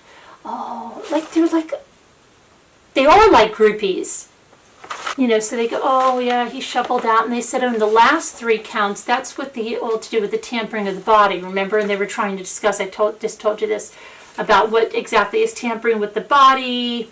And they're speculating on how the girls might have been killed. And maybe, listen to this one. They said that when he was taking the deal, he had to say guilty on each count. When he got to the count for Celeste's murder, they said he was crying, is what they said. But they don't know the reason. And then, okay, here comes the speculation. Probably because he wasn't guilty. Or that Bella witnessed the murder of Shanann. And, and this is how callously and he had to take Bella, he had to kill Bella because she witnessed it. And then Celeste was just collateral damage. That's what they said. Celeste was just collateral damage. And he did it in a moment of complete irrationality. Okay, and my own notes here is, this is so ridiculous. These women are nutso. Those are my thoughts. And they're talking about, it's a small courtroom, and I took pictures to show the small courtroom. Okay, so these ladies have a huge falling out. And on this Facebook page, I didn't join the group. This is just the public Facebook page for the podcast that is now defunct. I was reading something about how she kept telling people she was going to get a podcast together, and she made it sound like, it was just a whatever, an amicable split or whatever. And it was so sad because they had such a great chemistry between them. Okay, this is an actual Facebook post that I'm reading from. So these are her words. This is Jennifer or Jay from the podcast, and she says, I felt I should explain my sudden break from doing this murder rap sesh podcast. I will make this short and try not to be, she said, I feel I should explain my sudden break from doing the murder sesh podcast. I will make this short and try to be as drama-free as possible. I always believe honesty is the best policy. So I have left after thinking about it long and hard all weekend. I am grateful for all of the support we've received while making this podcast, but I was wrongfully accused on Friday for making a deal for money by my co-host. And this is when Radar Online posted essentially like their entire podcast about one about Celeste and Bella being on the different planes. Kay accused Jay because Radar Online buys content, and like I said, they buy it from just about anyone and don't question the source and print it, and that's why I call it a rag or whatever. You know, I don't ever consider it a credible source. But when that showed up, then this Kay flipped out on Jay, okay? And she says that she was accused on Friday for making a deal for money by my co-host. I was cussed out. I was accused of separating her from the family of Chris Watts. For the record, I had zero to do with the Radar Online article, and I am not the type of person who would screw my partner in this way. I originally had the idea to create a true crime podcast and wanted this podcast to be not only informative, but also fun. And it is neither for me anymore. On the evening of sentencing, I just felt I needed to explain to everyone what happened. I may partner with another co-host soon and cover other cases, but I won't be a part of MRS any longer. Trust and respect are huge when working with someone so closely, and that was not in the equation. I have and will pass the name and all of the platforms over to Kay to proceed however she sees fit. Thank you for taking the time to read this, and stay safe. Jay. Okay? So that is why she's like putzing around on that Facebook Live that is just ridiculous to listen to with Lauren. And I do understand Lauren wanting to stick up for Shanann in this group, but Lauren, I just think this group is just filled with so many hateful, vile people that it's not good for you to be in that group. And I think just leave these hateful, vile people by themselves and let them spread their hate in their little closed group, because they're getting a kick out of doing it and like hurting you. They seem to want to hurt the family. They seem to want to, say all these things about, all this speculation they had, and they said it was coming from a close source of the family about Shanann's suffering, and it's sickening, and I felt sick listening to it, and you are her, a close personal friend, and I can't even imagine how it's affecting you, and you've got a little baby.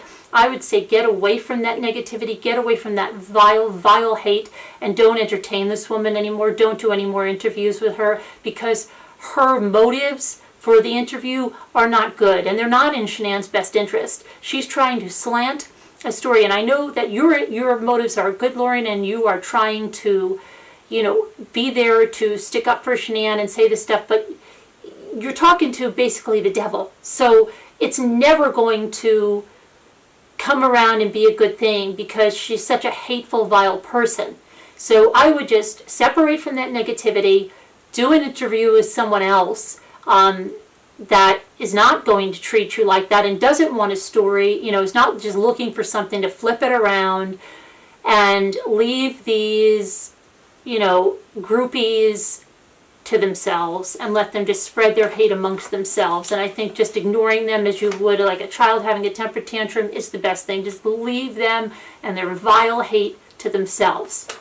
Okay, that's enough on that, and I'm not even going to mention that anymore. I did that because a commenter asked me to do that, but that's it. It's vile, it's disgusting, and it's not even worth the time that I did, but I did that because she asked me, and it's just sickening to me. Okay, so let's go back to some of the things I said about my phone call theory. I had said, if you didn't see it in the comments, and I know things get lost in the threads of the comments, but people were asking me, and then someone said, no, it wasn't possible because of something I want to explain. That 111-minute phone call, that was between the mistress and Chris on the night of the 12th. That is her alibi, okay?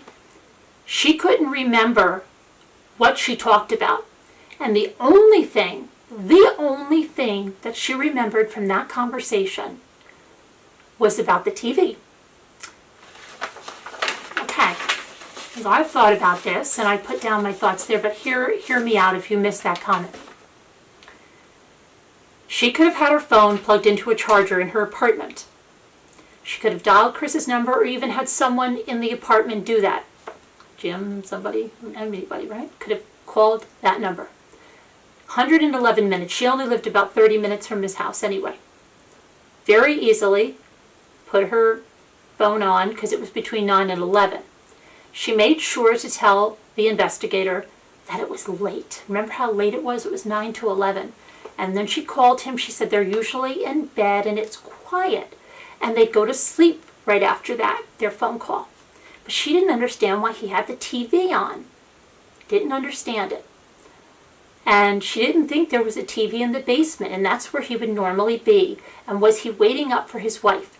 So she is clearing her involvement, okay, of them thinking she had any involvement because she was laying in bed, talking on the phone for 111 minutes. And then people said, well, what do you think? You think that she just dialed her phone and she could have been gone or had somebody dial her phone from her apartment? And then someone said, well, yeah, because that seems plausible because he let calls during that time go right to his voicemail. So, but he didn't even have to let them go. You have, the option of putting the one call on hold. It doesn't end it, and you could talk to the person and go back. So it didn't really even matter if somebody called him during that time, whether he took the call or he let it go to voicemail. But he happened to let it go to voicemail. So then at 11 o'clock around, the call ends, right? Now the call, somebody said, well, how she'd have to get, it doesn't make sense because Shanann wasn't even home and she'd have to go home. She'd go all the way back to hang up the phone. I said, no. Do you have a smartphone? If it hangs up on your end, even if you're holding it up, your phone call is going to end. That's it. It's not like a regular phone where it's off the hook. So he'd just have to disconnect on his end at 11 o'clock. So those that said, oh no, that can't be because she'd have to go back and it wasn't even around the time that she got home, it just gives her that alibi. And they said, well, what about after that? Well, she went to sleep after that. Remember, she needed her beauty rest. So that's her alibi, okay? She was on that phone call and then she went to sleep. She had work in the morning. So there's that. Very possible that that phone call was an alibi, okay? And it was a false alibi. It could be a false alibi. That is my theory on it, okay? Do I have fact to that? No. But I'm just posing a theory to you guys. That is a very possible theory that I think, and that's what I wanted to clear up. So that could be an alibi, true or false, for her whereabouts, that she was on the phone in bed and then she was sleeping. Now, the reason I think she mentioned the TV is because she kept saying, is there a TV in the basement? Now people are saying the cadaver dogs, and I saw the video where cadaver dogs are hitting in the basement And that basement is an above ground basement. So I don't know if there's a door that leads outside, like ground level, but there's windows, very large windows that are ground, level, you could see, because you saw the cop going down. There's one of those, those aluminum, I can't even think of it's like a little dugout right by the window, but the window, you could see full daylight, and there were many of those in the basement. And I think there is a door, or that door goes through the garage. So it would be easier than carrying a body down the stairs, right? So that is a theory that people have, that perhaps it occurred in the basement. And her saying the TV is getting them out of the basement. Okay, don't look in the basement. I heard a TV, so it didn't occur in the basement. But they're showing dogs hitting in the basement. Okay, so that's just, I think that's one of the reasons she mentioned a TV. Okay, because that was just like all these little odd innuendos that she throws in there, and you think, well, what is that for? And then you think about it, and it seems apparent to me, at least. Okay, then we're talking about how quickly she says, park your truck down the street so she doesn't see it. First of all, why are they suddenly acting like Shanann's afraid of him? That was just weird in and of itself, right? Because if she was truly missing with the girls, wouldn't he be concerned? Wouldn't it be natural that he stayed home from work and was looking for his family? Why would Shanann be afraid to come home? Doesn't make any sense that she said this, and it doesn't make any sense with what he said to the press that next day when he said, I had every light in the house on. He didn't say, I shut off all the lights so she wouldn't think I was here. So again, this is probably something that is totally fabricated on the part of the mistress, okay? Because it doesn't make any sense. We know they both lie like crazy, but it doesn't make any sense. These are just more of the lies that we keep seeing. But the way she said immediately, we'll just park it down, makes me think, and I know it makes a lot of you think, that that was something that she regularly did. That she regularly parked her car and came in through the back, where he was again sure to mention that there were no cameras. Now, another commenter told me a story about how she has seen in her own life someone that's guilty of doing something normally projects that onto someone else. So she was telling me about her boyfriend or something that told her that the neighbor's cheating by doing this thing with the garage door, and she found out it was her boyfriend that was doing that. So I truly believe that, and I think that is why, she mentioned parking the car, and why he said there's no cameras in the back. That wasn't just something he just thought of. He knew that. He knew there were no cameras in the back, and they knew about parking a car down the street. The other thing about burner phones, if you listen to Chris's interrogation, and we'll go back to his interrogation, just one thing he said about Nick, that friend of his, right? He said he was closer to Nick than probably Shanann was to Amanda. He ran with Nick, and that when before he admitted to the affair or anything, he was telling Tammy that he was not that kind of guy. He couldn't do that. He could not do that. He's not the kind of guy that can do that. Definitely not. And that he went on about he and Shanann about how they conceived the baby, and they went on this schedule, and it was having sex and then 2 days off and then back at it again, and then she said, and then what happened after the baby was conceived? Well, it kind of dropped off. And, he said, but before that, he would initiate it. He liked to be having sex with Shanann. He enjoyed it, and all of this. Okay, so he was telling Tammy all of that. And he was telling Tammy that he would never dream of cheating on her. And, that's just the way it is sometimes in marriage. Sometimes she didn't feel good, or she, whatever it was, but he's not going to stop initiating it because he really enjoys that with her. And, even his friend Nick said, you're not the kind of guy that cheats, they don't know you. You're not that kind of guy. I feel so strongly about this. I mean, I have no qualms. I would send you away alone with my wife, and I wouldn't even think twice. That's what he told Tammy. And then Tammy had mentioned something, with her line of questioning, just to get him to admit some kind of guilt, right? That was their whole thing, to something, cop to something. And then, we'll take it from there. So she had started asking about, well, where could Shanann be? Do you think she's having an affair because she's not with any of the friends that you would say? So could it be, and she was going on that line, and he said, yeah, but she left her phone. Yeah, but, and then he goes, you think she had a burner phone? And right then and there again, that's the same thing, a burner phone. Why is he thinking a burner phone? Well, maybe because he and his mistress had burner phones, right? So again, just like that commenter said, he's projecting what he did onto someone else, but it's very telling about where his mind is at and what he might have done. So I think very much that they had burner phones for a lot of these texts. Now, so yeah, those are some of the things I wanted to discuss, the burner phones and the theory on the phone call is the alibi, but that doesn't mean that the mistress was in her apartment. And what's the other thing? And the car down the street, along with the cameras, that was something he just blurted out there. And we know that neither of them are highly intelligent, and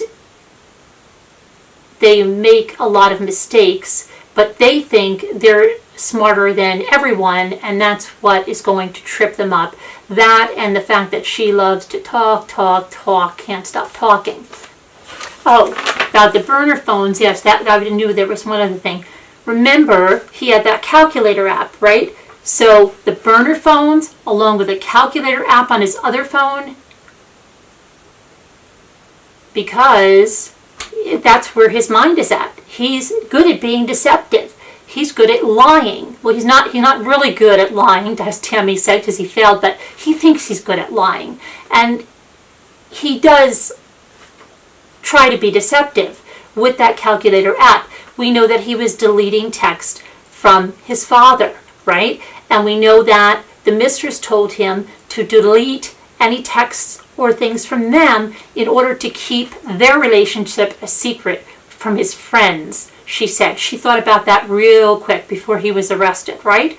So all kinds of things like that point to their deception. People say, well, why do you say, she's just not poor little duped little girl like so many other women? And these are the reasons that I say this, because the actions don't align themselves with the actions of an innocent person. The actions speak for themselves, and they do not speak of innocence. They speak of a cover-up. They speak of a guilty person. They speak of a person trying to hide something. Okay? And that's where this is coming from, because it doesn't add up. It doesn't add up. Believe me. I told you in the first thing, I would have sympathy for someone that truly didn't know, truly was duped, truly wool over their eyes, and honestly didn't know. But you're going to see a big difference on how that person acts when they would find out this secret life.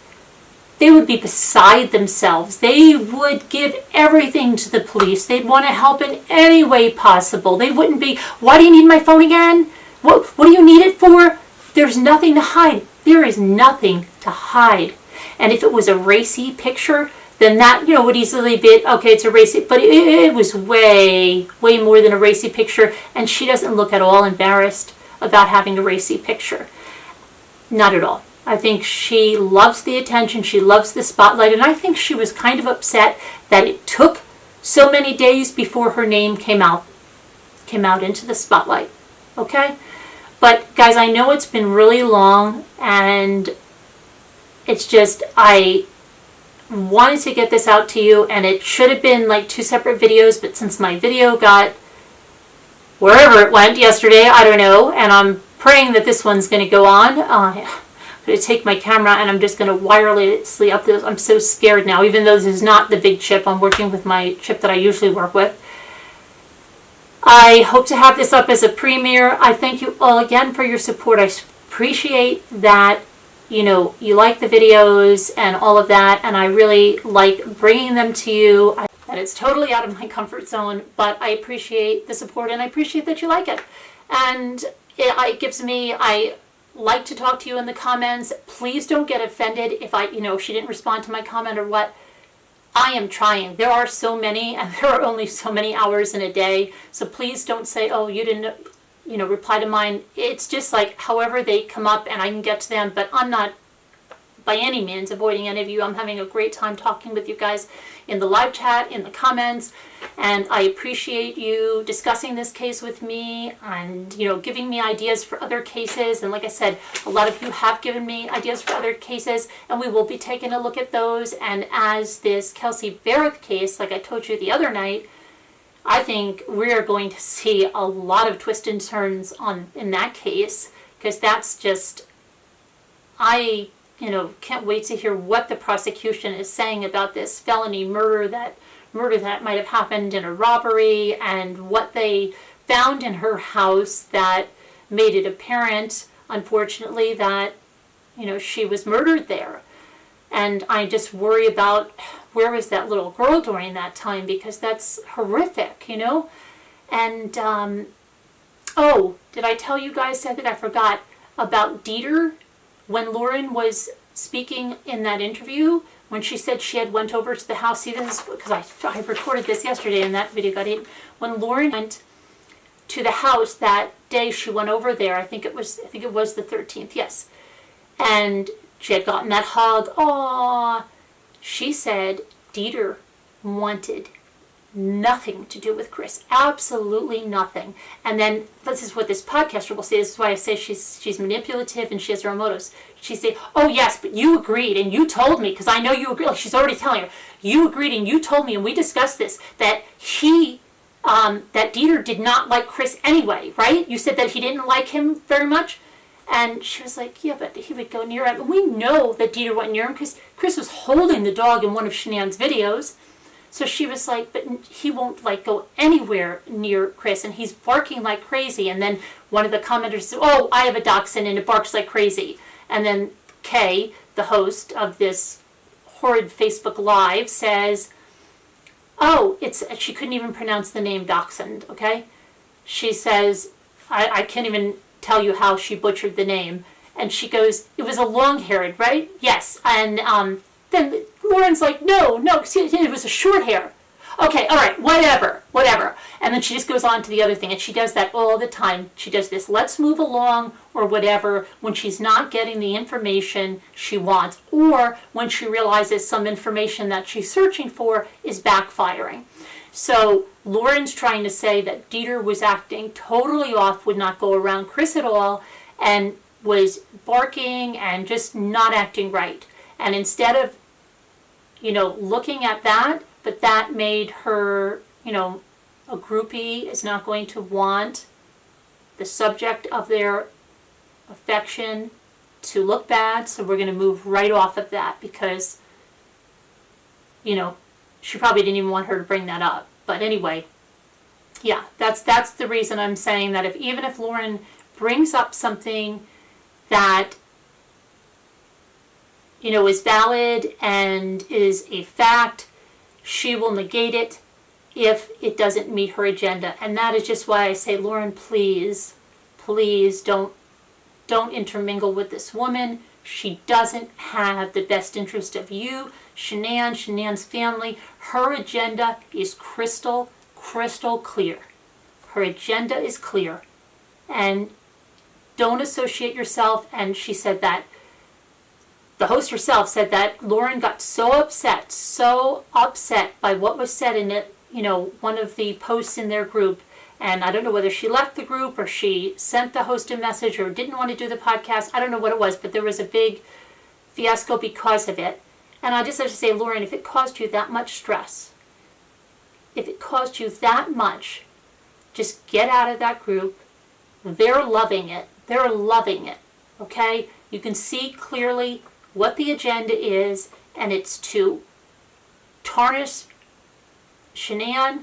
It's to make Shanann's family feel that Shanann suffered, and, you know, like, we know it was a horrid thing that she was murdered, and it, you know, but most people, when they heard what happened to Bella, they don't even want to think of it. It's just so horrific. And this woman was taking such pleasure in speculating, pure speculation, before the autopsy was released, and just saying how it was such an agonizing, you know, just something just to hurt the people that love Shanann. That's all it was. Just like I said, just like Jodi Arias did it as a last-ditch dig, horrible hurt to Travis's family. And it's just people like that, really, it's evil. It is. It's just, it's nothing but to hurt. And the last thing I wanted to mention, someone had asked me why I said Chris was wearing glasses or something, and Chris didn't have glasses on in, like, a lot of the videos that I saw, even the ones he gave when his family was missing. You heard me say that he didn't have the lupus bracelet on that he normally wore for Shanann. That very first day she was missing, it wasn't on his wrist anymore. And in his, you know, court appearances, he's wearing heavy black framed glasses. And that's what I meant by glasses, because somebody put in a comment, glasses. And I will say as a final note, when I look at those pictures of him in court, especially stills, I see the face of evil. I see it. Just deadness in the eyes, and really the face of evil. Evil. And to think, you know, that is probably the same face that those poor little girls saw and Shanann saw. And yes, it's just, it's evil. It's totally evil. I see his face is just absolute evil. So, anyway, guys, that's all I have for right now. I, again, appreciate all the support. Put your comments in there. Let me know if what I said tonight. Lauren, please don't do that interview with that woman. Please don't do that interview with that woman. You did a great interview for Shanann, a short one that's on YouTube, but I'm telling you, this woman is going to twist and turn your words for her agenda, and it's not going to be good. It's not going to be good. All right, everyone take care, and I will talk to you all very soon. Thanks again. Bye-bye.